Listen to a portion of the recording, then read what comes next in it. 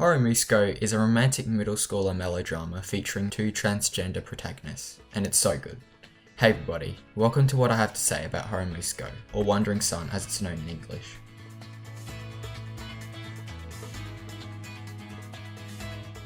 Shuichi Nitori is a kind and timid kid who's just transitioned into middle school with some of his other primary school buddies, with one of those primary school buddies being Yoshino Takatsuki, a somewhat tall and masculine girl. Yes, Sherlock Holmes is indeed you, as they both have gender dysphoria. Their adventure begins with the first day of middle school, and thus we are gifted with 12 beautiful episodes of slice of life content. Dialogue is definitely one of those things you can get horribly wrong when writing a middle schooler drama, but it's something that's quite consistent throughout. You get the sense that these characters are actually interacting like middle schoolers. During the Culture Festival arc, we see just that. Due to some circumstances, the classes decided to make a gender bender play. The play's theme is all for a bit of fun, but for Nitori and Takatsuki, everything is hinging on whether they both get to play the gender bent characters. But no, this is real life, where things aren't so easy, which ultimately results in them not getting these roles that have been built up for a few episodes. Nice, we got something real. In fact, we got a whole cast that feels real. There are some fantastic character designs and great voice acting, which makes for a large yet fleshed out batch of lovable characters. Just like Nitori, his best friend Mako is also transgender. They're constantly sharing common struggles and grievances, with Mako practically being the only person that actually listens to Nitori, and even so, he himself has problems that legitimately provoke the viewer's interest. Now Saori, on the other hand, is this tsundere girl that is blatantly obsessed with Nitori, and I find her particularly interesting, as I found myself empathizing with her for a completely different reason to characters like Nitori or Mako, despite the reality that she's a complete piece of shit to everyone around her.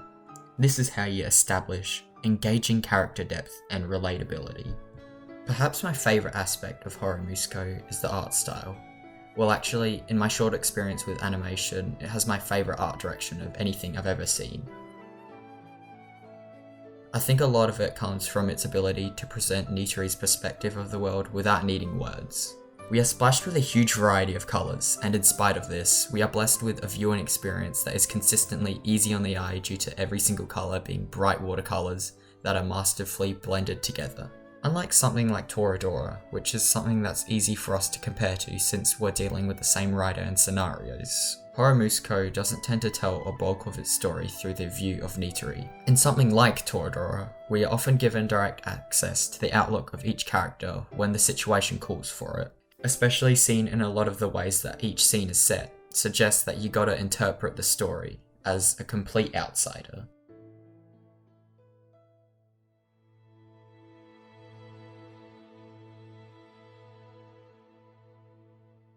Then this begs the question, who is my favourite character? Nitori is the best character, but Anna takes the cake. When you manage to write a character that simultaneously models and be's nice, then you got yourself a winner. Anna tends to be the one comforting Nitori in more conventional ways, so to speak, with the others like Takatsuki and Mako being reserved yet impactful with their compassion. Despite the fact that we find ourselves experiencing the same struggles each and every day, human beings have such a capacity to be complete dickweeds. That's why it's real important for us to keep those we can connect to close to us, which may vary wildly with the variables of each individual. And yes, these connections we form come in many different shapes and sizes, which is illustrated to a T in Hourou Musuko. But I honestly appreciate the way in which the show depicts the other side of the empathy coin more. If you're a high-level intellect like the rest of us gamers, you tend to notice and inherently start irrationally despising the scum of the world.